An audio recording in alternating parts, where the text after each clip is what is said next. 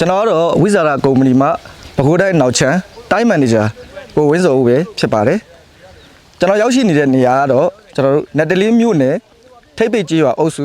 ထိပ်ပိတ်ကြီးရွာနဲ့ကြီးပင်စေးကြီးရွာများကိုရောက်ရှိနေပါတယ်ကျွန်တော်တို့ကုမ္ပဏီရဲ့ထုတ်ကုန်ပစ္စည်းတစ်ခုဖြစ်တဲ့မိုးစုံတိုင်းမိုးသက်ဆေးကိုထိပ်ပိတ်ကြီးရွာနဲ့ကြီးပင်စေးကြီးရွာတွေမှာရှိတဲ့တောင်သူတွေအသုံးပြုထားတဲ့မတ်ပဲခင်းတွေကိုကျွန်တော်တို့လာရောက်ကြည့်ရှုခြင်းဖြစ်ပါတယ်ဆက်လက်ပြီးတော့ကျွန်တော်တို့မိုးစုံတိုင်းမိုးသက်ဆေးအသုံးပြုထားတဲ့တောင်သူဦးကြီးတွေနဲ့ကျွန်တော်တို့တွေ့ဆုံမေးမြန်းထားတာလေးကိုတင်ဆက်ပေးလိုက်ပါတယ်မင်္ဂလာပါကိုကြီးတို့မင်္ဂလာပါဟုတ်ကဲ့ပါကိုကြီးအခုကျွန်တော်တို့အကိုကြီးတို့ရဲ့နေရာလိပ်စာလေးနဲ့အမည်လေးမိတ်ဆက်ပေးပါဦးခင်ဗျကိုကြီးကတော့နတ်တလင်းမြို့နယ်ထိပ်ပိတ်ကြီးရွာအုပ်စုထိပ်ပိတ်ကြီးရွာမှာပဲဆိုင်တောင်သူဦးဝေလင်းဖြစ်ပါတယ်ဟုတ်ကဲ့ပါကိုကြီးကတော့နတ်လင်းမြို့နယ်ထပ်ပိတ်အုပ်စုကြီးပဆောင်ရွာမှာပဲဆိုင်တောင်သူကိုတက်ဖြစ်ပါတယ်ဟုတ်ကဲ့ပါကိုဟုတ်ကျွန်တော်ကတော့နတ်လင်းမြို့နယ်ထိပ်ပိတ်အုပ်စုထိပ်ပိတ်ကြီးရွာမှာပဲဆိုင်တောင်သူဦးမင်းစိုးဖြစ်ပါတယ်ဟုတ်ကဲ့ပါဟုတ်ကဲ့အခုဟိုဒါကိုတက်ကြီးပေါ့နော်ကိုတက်ပေါ့နော်ကိုတက်ရဲ့ဘဲကင်းမှာကျွန်တော်တို့ဒီမိုးစုံနိုင်ကို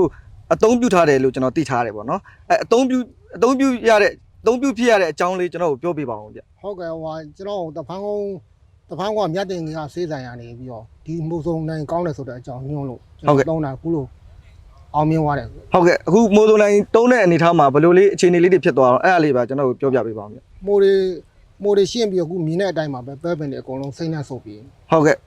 ဟိုပါပေါ့ဘယ်လောက်စီစီထည့်သုံးတာလဲမသိဘူးဗျကျွန်တော်ကတော့30စီစီထည့်သုံးပါတယ်30စီစီထည့်သုံးအပေါ်လေးကိုနည်းနည်းလေးဖြူးလာလို့ဟုတ်ကဲ့30စီစီထည့်သုံးတာအကုန်ရှင်းသွားပါဟုတ်ကဲ့သူဖြန်းပြီးတော့အနေထားလေးတစ်ချက်လေးပြောပြပေးလို့ရမလားမသိဘူးဖြန်းပြီးတော့သူအခုမြင်တဲ့အတိုင်းမှာပဲအကုန်စိမ့်နှံ့ဆုပ်ပြီးအကုန်လုံးဟုတ်အဖြူတွေကင်းသွားတယ်อ๋อဟုတ်ကဲ့အရင်ကရောဒါမျိုးကောင်းတဲ့ဆေးပေါ့နော်အရင်ကရောသုံးဘူးလားတော့မသိဘူးဗျဒီမေဆေးရတော့ကောင်းတယ်လို့ပြောတာသုံးတာအဆင်မပြေဘူးကူဒီမိုးစုံနဲ့ကြမှာပဲအဆင်ပြေသွားတယ်မိုးစုံနဲ့မှကြမှာပဲအဆင်ပြေပါဘာမိုးတွေအဓိကထားပြီးတည်သွားလည်းမသိဘူးကိုကြီးဖောင်းမိုးကတော့အကောင်းဆုံးပဲဖောင်းမိုးလည်းကင်းတယ်တာကြီးလည်းမလိုက်ဘူးဟုတ်ကဲ့ကျွန်တော်တို့မိုးစုံနဲ့ကတော့အဓိကတော့ဖောင်းမိုးအဓိကထားတယ်ဆိုပေမဲ့ကျွန်တော်တို့ဟိုပါပေါ့မြစ်ဆွေးမြစ်ချောက်ပေါ့နော်ခါးရီမြစ်ပုတ်လည်းကျွန်တော်တို့ကရပါတယ်အပြင်ငယ်စဉ်ကျွန်တော်တို့သုံးလင်လည်းအဆင်ပြေပါတယ်ဗျဟုတ်အကိုကြီးရောဘယ်လိုသုံးပြပုံလေးကျွန်တော်တို့တစ်ချက်ပြောပြပေးပါဦးဟုတ်ကျွန်တော်တို့လည်းအနားတောင်သူတွေသုံးလာမြင်တာနဲ့ကျွန်တော်လည်းသုံးဖြစ်သွားတာပါခင်ဗျဟုတ်ကဲ့ဟိုဘယ်လောက်စီစီနှုန်းထည့်သုံးတာလဲကျွန်တော်ကတော့ရင်းကြီးမဆိုးသွားတယ်ကျွန်တော်20 cc နှုန်းနဲ့ကျွန်တော်စပြီးသုံးဖြစ်သွားပါတယ်20 cc လောက်နဲ့ဟိုအဆင်ပြေသွားတယ်ပေါ့ဟုတ်အဓိကဘာယောဂတွေများအဓိကထားသူဖောက်မိုးအတွက်ကိုကျွန်တော်သုံးလိုက်တာပါခင်ဗျဒီဘက်မှာကတော့ဖောက်မိုးတော်တော်ဆိုးတယ်ပေါ့နော်ပဲဥတွေလားမသိဘူးဗျဟုတ်ပါတယ်ပဲဥတွေပါခင်ဗျအော်ဟုတ်ကဲ့ပဲဘယ်နေကစိုက်ထားလဲမသိဘူးကျွန်တော်ကတော့ပဲစိုက်ကတော့အခုအရင်ဆုံးကတော့3ရေကာလောက်ပေါ့အကိုကြီးကိုဝင်လင်းရောကျွန်တော်တို့မိုးစုံနိုင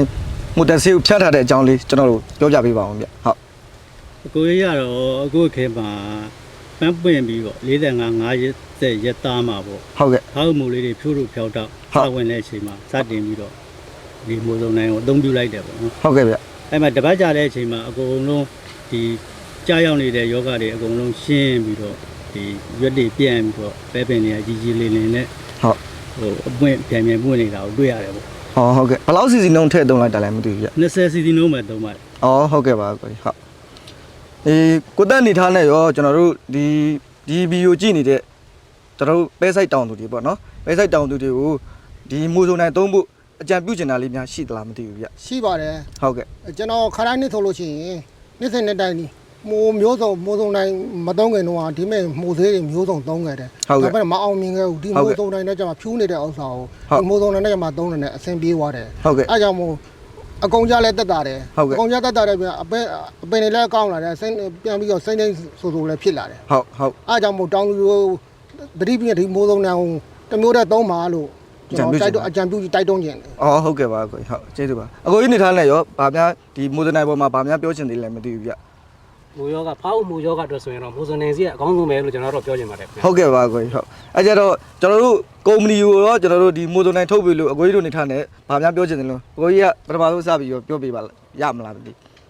ကုမ္ပဏီနဲ့ဒီလိုပေါ့စမ်းထက်စိုက်ပျိုးရေးဆေးကောင်းတွေကိုထုတ်ကုန်ပြီးတစ်ခုအဖြစ်ထုတ်ပြီးတဲ့အတွက်ကျွန်တော်တို့တောင်သူတွေမှာအများကြီးအကျိုးသက်ရောက်မှုတွေရရှိပါတယ်ဟုတ်ကဲ့ဗျဟုတ်အကိုကြီးနေထားနဲ့ရောကိုကြီးနေထားနဲ့ကတော့ဒီမိုးစုံနိုင်သုံးတဲ့ကုမ္ပဏီထုတ်ပေးတဲ့ကုမ္ပဏီကိုလည်းအထူးကျေးဇူးတင်ပါတယ်လို့ဘာဖြစ်လို့ခါတိုင်းနှစ်တွေဒီလိုစိတ်မို့မတွေ့ကြလို့ဒီလိုအစွမ်းထက်ဆေးမျိုးမတွေ့ဘူးလို့ပေါ့အစွမ်းထက်တဲ့ဆေးမျိုးမတွေ့ကြလို့အကိုကြီးတို့တွေနှစ်တိုင်းဆုံးရှုံးခဲ့တာများတယ်ပေါ့ဟုတ်ကဲ့ပါခုဒီမိုးစုံတိုင်းတစ်မျိုးတည်းနဲ့မှအဆင်ပြေသွားပါတယ်ဟုတ်ကဲ့ပါကိုကြီးရောအစွမ်းထက်ဆေးတွေကိုထုတ်လုပ်ပေးတဲ့ ဝိဇာရာ international company ကိုရဟန်းမဲကျေးဇူးတင်မိပါတယ်လို့ပြောချင် ကျေးဇူးတင်ပါတယ်ကျွန်တော်ကလည်းဟုတ်ကဲ့